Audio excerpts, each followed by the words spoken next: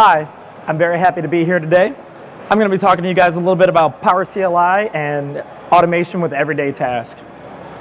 So this presentation is really going to give you a little bit of an insight into PowerCLI and some of the different things you can do in your environment.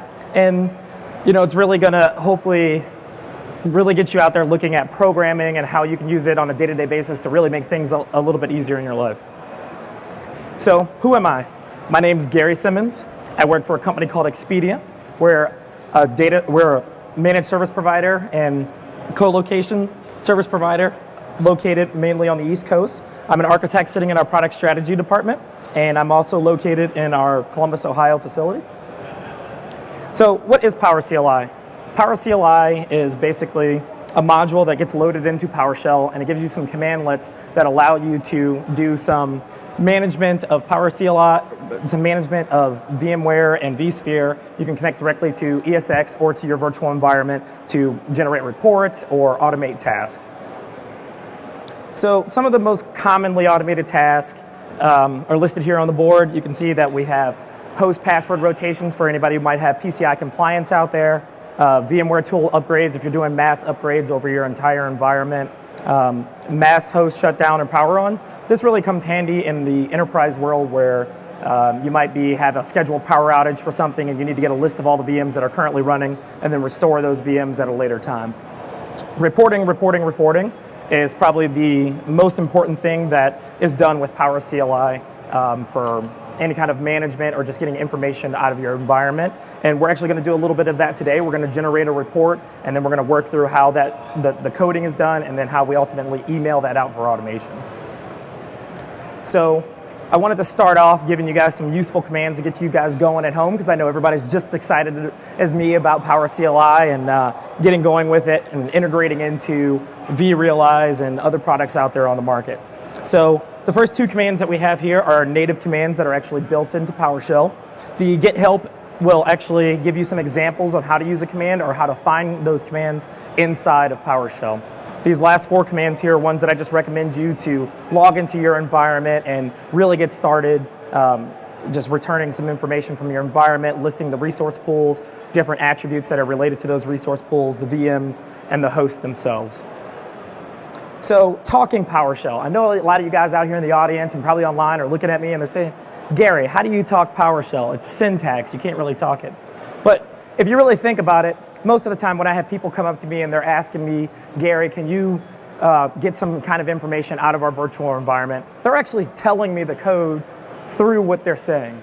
And I'll have somebody come up to me and they'll say, Garry, I'd like to get all the VMs where the name contains dub or DUB. That just happens to be the abbreviation I use in my lab back home, but this is an example of what somebody would ask me. So if we really break down this sentence here and I underline just a couple keywords, we have get VMs name dub.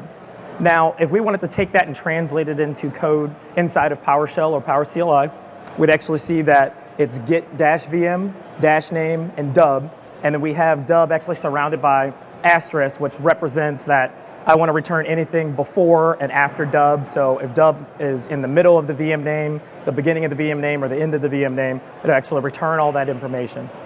So after you're having these conversations with anybody that's requesting this information, you usually wound up finding out more information. Somebody wants to get the name of the virtual machine. You'd like to get the power state of the virtual machine.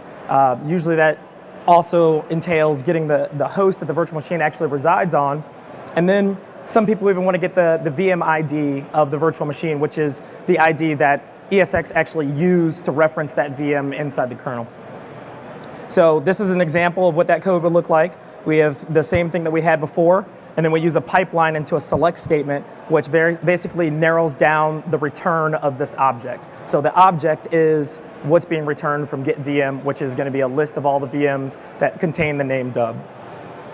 So if we take this command and we run it, and I'm using the FT auto size here just to format the output. FT stands for format table. We're going to format the output just so it fits on this presentation a little bit better. But once we execute this, you'll see the code what's returned from this. We get an array.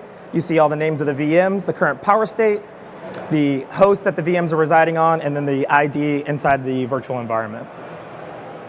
So that's all great, but we need to actually get that information exported out of PowerShell, and what's the next best thing we do is we will pipe that into an export CSV, and that would ultimately allow us to output this information to a CSV file, so then we can email it to somebody, we can do some further curation of the data, or do all the specific reportings that you would like to do.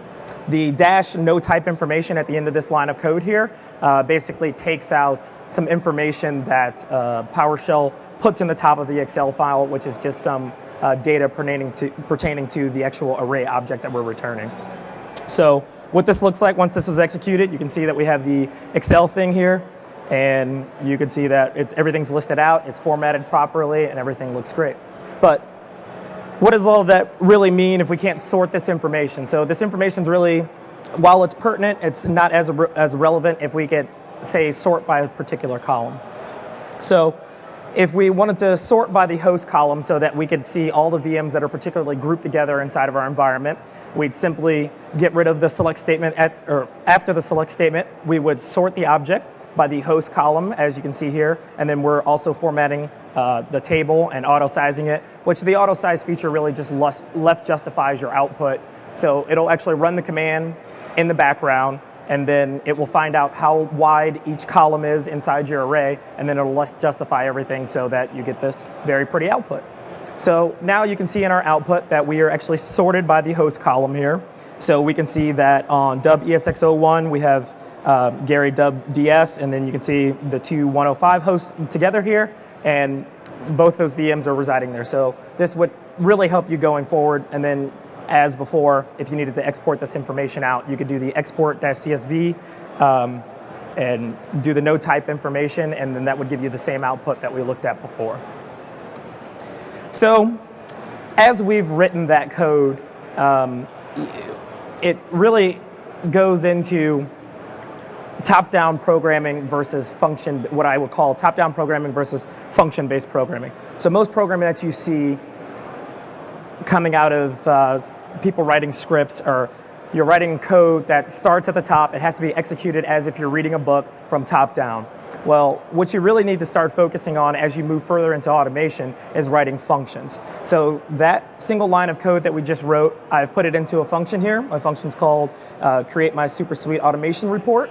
And what this does is it takes an input value of all the VMs that we got in the command that we ran a little bit earlier, and then it's going to curate that report. It's going to convert it into HTML, and then it's going to return that object, and I'm going to store it in another variable so that I can later on create an email. So we're actually going to jump forward a little bit here, and I'm going to go in and show you what an entire script would look like, and kind of walk you through the process of what the functions look like and why we have these static variables, and then how the script is actually executed. So like I said before, you write a top-down script. The script has to be executed from the top down. You can't pull out any pieces. You can't call a separate piece. When you write these functions, you can write the functions in any order, and then if you look at the bottom of the screen here, you have where the actual execution happens, and that defines what order these functions are actually called and executed in. We have a couple static variables at the top where we have the user's email address. You can get more complicated and pull the email address from the user that's actually logged into the machine itself, or you can specify that information if you're going to be sending to a distribution group. You have your SMTP server that you're going to relay mail through, and then should you choose to, you can specify the working resource pool, which depending upon how large your environment is, you may or may not want to be specifying the size of the actual resource, or specifying the resource pool. So the first function that we have here is called let's send a mail. And that function basically takes the returned information that we've already curated, packages it up into an email, and then emails that information out to whatever distribution group you want it. The second function we have here, called my VMworld VMs, actually goes into our virtual environment, pulls all those virtual machines back, and we're getting all the object information for that virtual machine. So you'll get everything from what data store this virtual machine is residing on, you'll get the current CPU settings, any reservations or anything that you have associated with that virtual machine will all come back. And that's where our select statement comes in our next function, where we're just really going to be pulling out the information pertaining to this one VM that we need here at this time. So after we return that information back, you'll see that will be executed here. And then on our next slide, we actually get the email that's sent out. It's curated. It has our array already built in here. This is basically your Excel document pasted in the body of this email, and we'll have this run somewhere in our environment. Now, for you guys that can't jump right into vRealize today or some kind of orchestration program, this is as simple as creating these programs and then running them as scheduled tasks inside your environment, and then you can have these kick off daily and send those reports out. So this was just a quick presentation to get you guys kind of interested in PowerCLI and show you what could be done. Here's my email address. I'll stick around if anybody has any questions. I'm more than willing to answer them. And if you want to have a copy of this code, I'm more than willing to email it to you and we can talk through anything else going forward. But again, thanks for coming out today. My name's Garry, and I was very happy to be here and kind of enlighten you guys on PowerShell a little bit. Thank you.